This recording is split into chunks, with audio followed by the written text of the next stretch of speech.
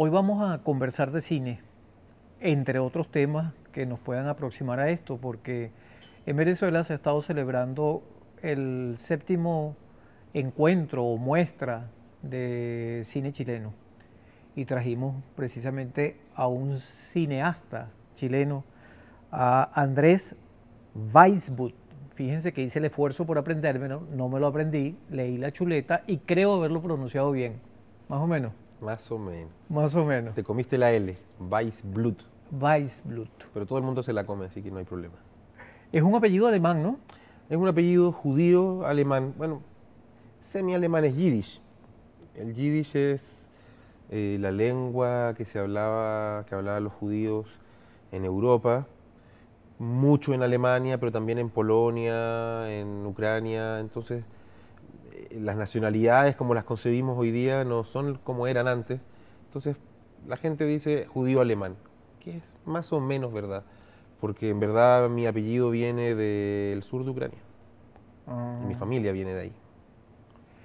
Fíjense que estamos tratando de hacer una presentación de Weissblut, de Andrés, quien nos acompaña el día de hoy porque es la primera vez que viene a Venezuela, aunque en Venezuela se han visto trabajos tuyos y se ha conocido de tu nombre, sobre todo en la boca de un gran amigo cineasta, Miguel Litín, con quien hemos tenido la oportunidad de conversar hasta en público. Un maestro, Miguel, yo trabajé para Miguel el año 98. Fui parte de su equipo técnico en la película Tierra del Fuego, así que un honor que Miguel me haya mencionado. Sí, claro que sí. Y además una cosa que nos gusta mucho, Andrés, es el hecho que tenemos que conversar obligatoriamente porque estamos haciendo este programa en octubre, septiembre estaba muy cerca y septiembre aúlla todavía, para decirlo en palabras de Silvio Rodríguez, con el tema de la dictadura impuesta de Pinochet, todo ese golpe fascista del 73, casualmente el mismo año cuando tú naciste, Así es. que no naciste en Chile, naciste en Estados Unidos, ¿cierto? Nací en Estados Unidos, en Madison, Wisconsin, ahí en la mitad de la nada, en la mitad de la nieve, porque mis papás estaban estudiando allá y estaban allá cuando los agarra el golpe y quieren volver a Chile y no lo logran, no los dejan entrar en el aeropuerto. Yo siempre pienso eso como una imagen bastante cinematográfica. Mis padres eran muy jóvenes, tenían 24 y 22 años y un bebé de 6 meses. Y llegar al aeropuerto y que en el aeropuerto te digan, no, no puedes entrar. Bueno, pero ¿a dónde me voy? Problema suyo, pero se tiene que ir. Entonces yo me imagino con 24 años, 22 años y un bebé, sin dinero, dice, bueno, ¿a dónde nos vamos? Y se fueron a Buenos Aires porque era lo más barato que había, en el fondo el primer pasaje y más económico que pudieron encontrar. Y ahí hicieron una peregrinación en Latinoamérica hasta que finalmente llegaron a México, que fue donde se instalaron definitivamente, ya que México, al igual que Venezuela, fueron los principales países que acogían exiliados chilenos en esa época. Creo que México, Venezuela Y y Canadá, Suecia. creo. Suecia era el otro país que recibió mucha gente. Canadá parece que también, pero los tres países como donde hay como un mayor agradecimiento, digamos, por habernos acogidos como refugiados, así como hoy día están los refugiados sirios dando vueltas por el mundo, en ese Sí. momento eran los refugiados chilenos los que daban vueltas por el mundo. Ujú. Y, y así fue como terminamos aterrizando en México, que es donde me crié hasta los 7, 8 años. ¿Te impactó, Andrés, ese hecho político, social, económico, dictatorial tan terrible? O sea, sin duda marcó mi vida, pero yo era un bebé y realmente creo que para mí fue algo positivo, porque yo me crié en México y hice muchos amigos y hasta el día de hoy voy a México y ¿Y siento en que es mi Ciudad de segunda México? patria, en Ciudad de México. Entonces, para mí como un bebé y como un niño que no sabía lo que estaba pasando, yo viví como la parte buena del exilio. En el fondo yo no tenía idea de los problemas, de las muertes, era un niño. Pero si te hablaban de Chile, si te hablaban del compañero presidente Salvador Allende, Es que ¿en la casa se hablaban de esos temas o no? no lo recuerdo, No. porque después yo volví a los 7 años. Entonces yo volví a la dictadura, yo volví a Chile de Pinochet el año 80 y ahí sí que era un tema permanente y viví ya mi adolescencia en plena dictadura y sin duda que eso me marcó, pero el primer momento y el exilio yo lo viví como algo bastante lindo, cosa curiosa porque obviamente que el exilio no es lindo, pero yo era un bebé, entonces me tocó todo el lado positivo. La parte más dura me tocó ya un poco más grande. Hablando de temas, hay uno que es más o menos recurrente en tu cinematografía, que es el de la búsqueda y pérdida de la inocencia. Es ¿Hay verdad. algo de eso que está marcando tu historia a raíz de lo que estás contando en este momento? ¿O no es así? Me gustaría que lo... Eres un buen psicólogo, tú, ¿no? Me estoy psicoanalizando aquí en ¿Será? pantalla. Eh, Mira, hay dos temas que cruzan mis películas.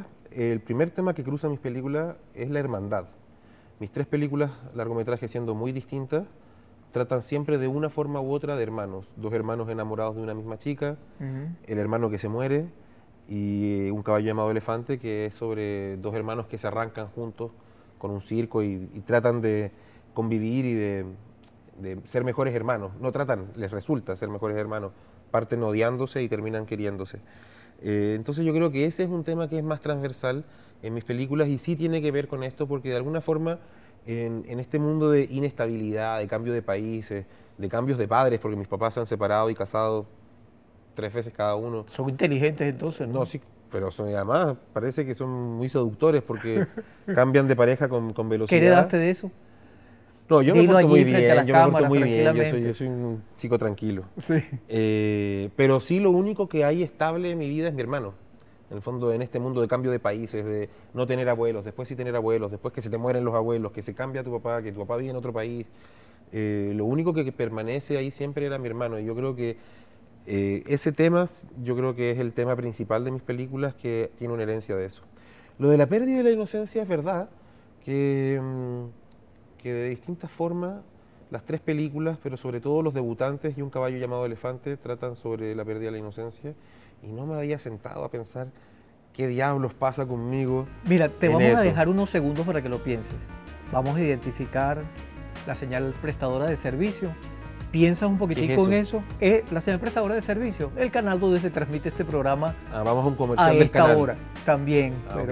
Y ahí voy a pensar entonces qué pasó. Pero nosotros la ley de responsabilidad social en radio y televisión nos identifica al medio como un prestador de servicio. Y es un prestador de servicio. Nosotros, Se aprende mucho. quienes nos ven se llaman usuarios y usuarias. Usuarios y usuarias. Sí, y nosotros somos no prestadores de simplemente servicio. televidentes. No simplemente televidentes. Sí, televidente es una palabra fea. Además Sí, que ¿verdad? claro, ya no existe además el televidente. ¿Qué es ser un televidente hoy si ya no existe la televisión? Es como ser un sumiso, ¿no? Vamos Sí. a identificar, ya venimos.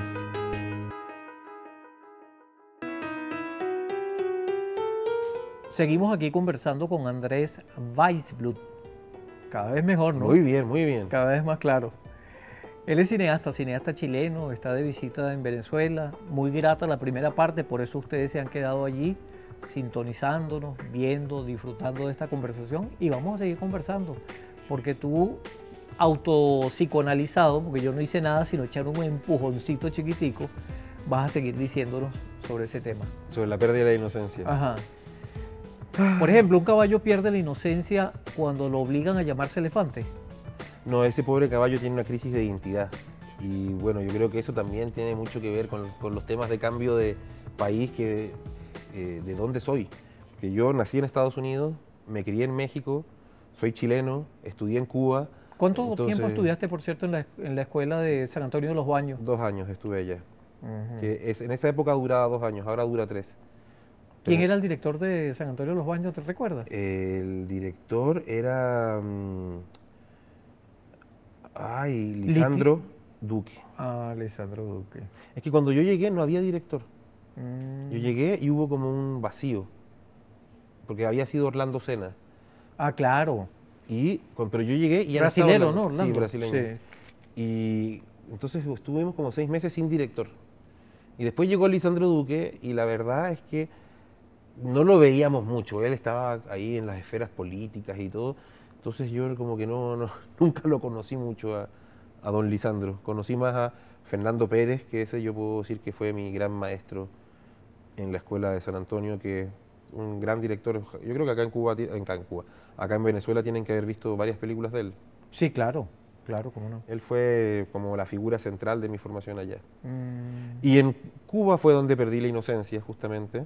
Hablando de inocencia. hablando de inocencia, porque yo venía de estudiar economía en la Pontificia Universidad Católica de Chile, que Imagínate yo no tú. sé cómo explicarles a ustedes en Venezuela qué quiere decir la Universidad Católica, pero es estudiar en el lugar más neoliberal y Todas las derechista universidades, sí. que se puede encontrar en Chile, y ahí estudiaba yo, y, y estaba estudiando economía y de repente de un día para otro aterrizo en San Antonio de los Baños y perdí la inocencia en todo sentido, y empezó una nueva etapa en mi vida bueno, creo que de alguna forma dura hasta hoy, con todos los cambios que obviamente pasan, pero eh, seguí mi propio camino.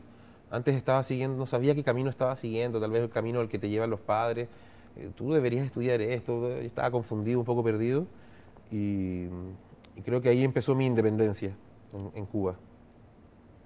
Un elefante es tentador de mostrar grandeza para un animalito, un mamífero tan pequeño como el caballo, El caballo no es pequeño. en comparación con el El elefante. caballo puede ser una bestia bien grande. Claro, pero no tanto como un elefante. No, pero tienes razón. Lo que pasa es que hay ciertos símbolos que connotan los animales, y el caballo es la libertad, la vida, la fuerza, pero el elefante le agrega la grandeza, la enormidad, la fuerza, una fuerza como de otro calibre. Es distinto un auto con 100 caballos de fuerza que un auto con 100 elefantes de fuerza. Ese sería un auto que Claro. vuela. Entonces, este caballo llamado elefante, que trata la película de unos niños que tienen que liberar un caballo, que se llama Elefante, A solicitud de sus padres, ¿no? a solicitud de su abuelo. De su abuelo. El abuelo está muriendo y antes de morir les encarga que cuando él muera liberen a Elefante. Y los niños, ¿qué elefante? ¿De dónde vamos a sacar un elefante? Hasta que descubren y averiguan que el caballo es el que se llama Elefante, y no les puedo contar por qué se llama Elefante. Tienen que ver eso, si no sería echarles a perder parte de la magia de la película. Claro. Pero los niños van y finalmente liberan a este caballo, que de alguna forma liberar tu caballo como interior también tiene que ver con lo que hablábamos antes, liberar tu ser, tu verdadera persona, y echarte a correr, echarte a volar, ser tú mismo de alguna forma, y creo que hay un simbolismo que funciona muy bien en la película. ¿Qué estás trabajando ahorita, Andrés? Ahora estoy un poco confundido. Tengo varios proyectos, y estoy un poco confundido porque mis dos primeras películas fueron absolutamente de adultos, muy sexuales. Después hice esta película para niños y ahora tengo proyectos infantiles y proyectos adultos en mente, y ahí estoy viendo por dónde seguir. Yo por mientras estoy desarrollándolos todos, la vida, los productores, el financiamiento dirá cuál hacemos primero. Mira, hay cosas, tú acabas de decir de lo del tema de películas infantiles y películas de adultos, y a mí siempre me ha llamado la atención, y aprovecho ahora que estoy frente a un cineasta para que me explique alguna de esas cosas, porque también nos ocurre en la literatura, ¿no?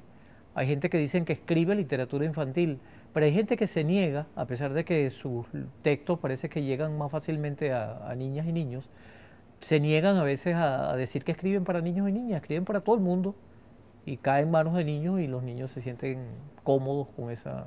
En el caso del cine es así también. El Eh, cine tú lo haces a priori para niños y niñas y luego los adultos se colean o es al revés. Yo creo que los dos caminos son posibles.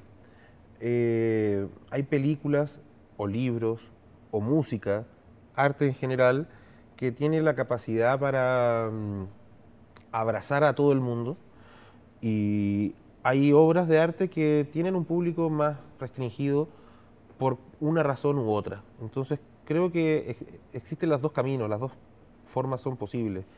En el caso concreto de Un caballo llamado Elefante, es una película pensada para los niños y desde su imaginario, porque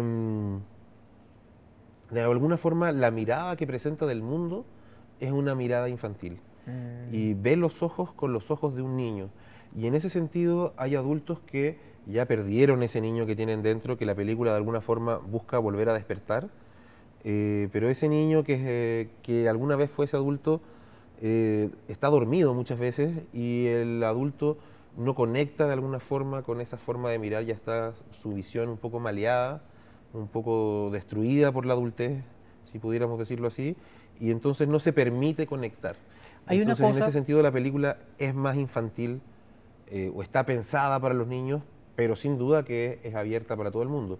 Por otro lado, hay películas para adultos que tienen restricciones temáticas para los niños y que en ese sentido terminan siendo para adultos porque, no sé, su contenido sexual o político no es apto para un niño o un niño no sería capaz de comprenderlo.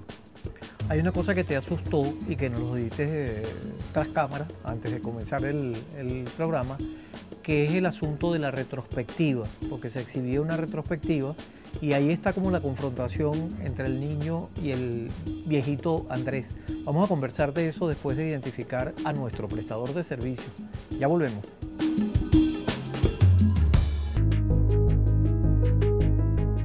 Andrés Weisblut sigue acompañándonos aquí en este programa especial, pero es muy importante que ustedes también sigan allí porque están interesados en la conversación y en las reflexiones que sostenemos desde este programa.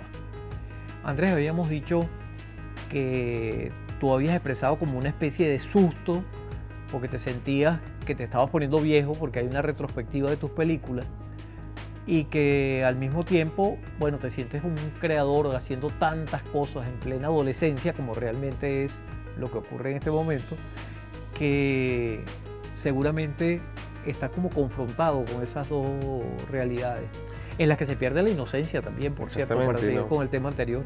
Más que susto es tristeza de darse cuenta y orgullo. Por un lado es orgullo de que estar haciendo una retrospectiva en la Cinemateca en Caracas realmente es un lujo y es una maravilla y me siento muy orgulloso, pero me hace pensar que también ya pasé los 40, ya tengo un trabajo de varios años, más de 20 años, y llega el momento de hacer retrospectivas y mirar para atrás, y ahí es donde me siento un poquito viejo, todavía no muy viejo, pero un poquito.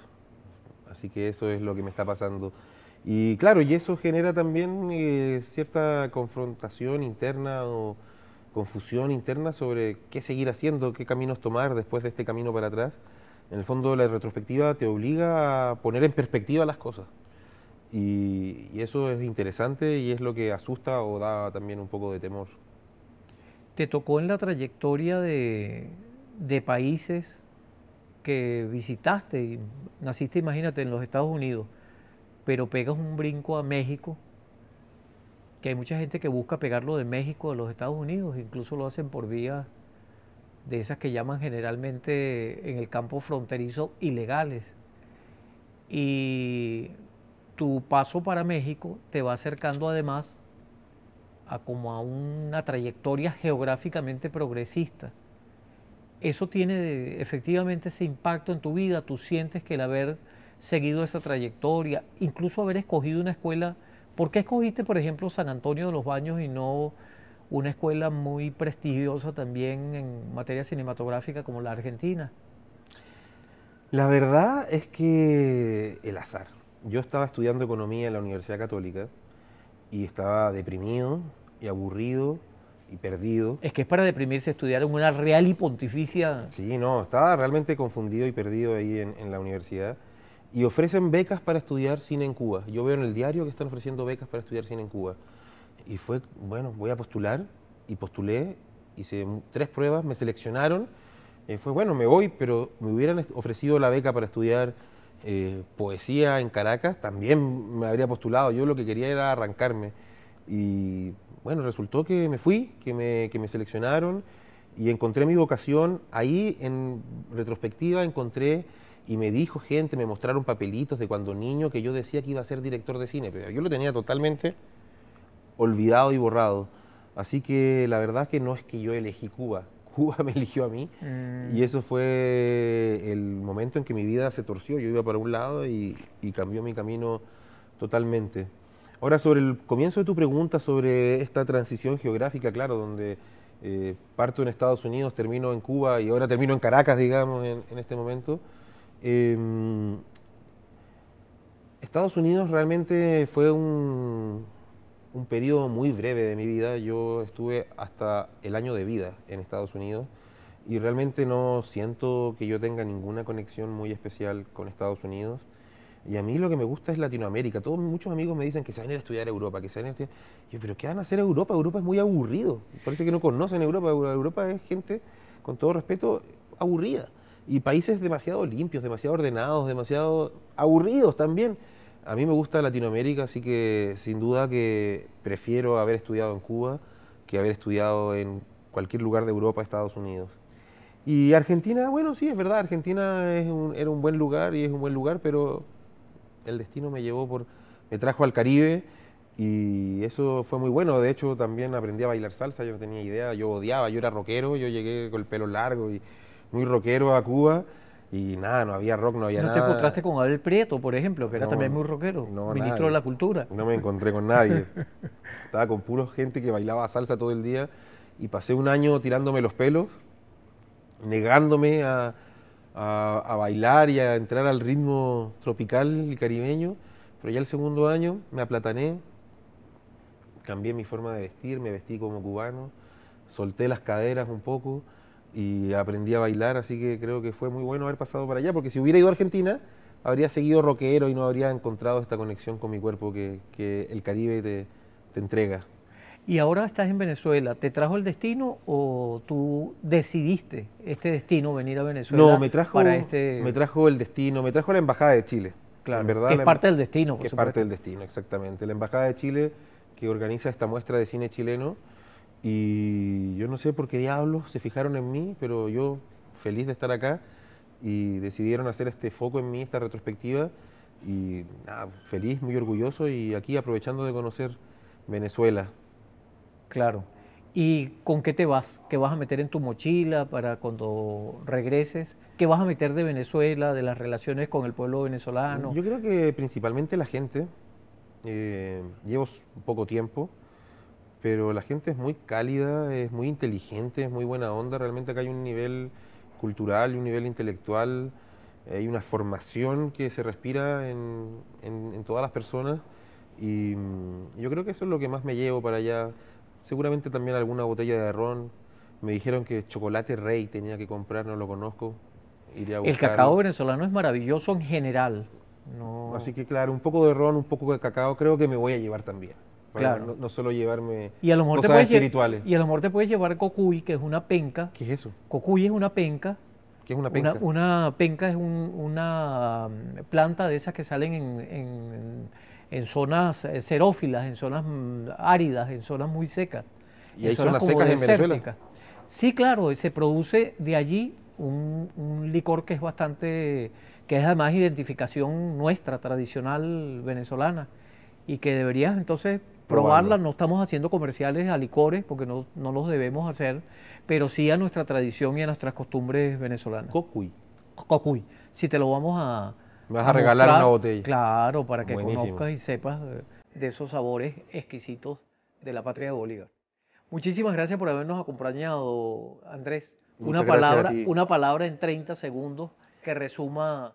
Nada, muchas gracias por la invitación, muchas gracias a Venezuela por haberme acogido tan cálidamente, muchas gracias a ustedes, a la Villa del Cine, a la Cinemateca y a la Embajada de Chile que hicieron que yo viniera a conocer este maravilloso país. Así que muchas gracias por todo.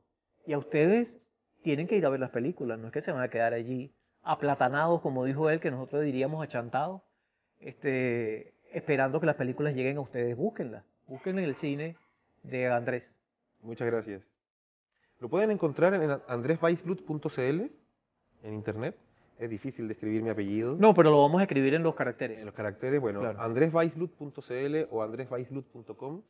Ahí pueden encontrar algunas de mis películas, también algunas de mis pinturas y un poco de música que también hago. Ahí pueden encontrar de todo. Y vamos a necesitar más programas para poder hablar tan largo con Andrés. Otras invitaciones. Así es. Un millón de gracias. Y gracias a ustedes por seguir allí.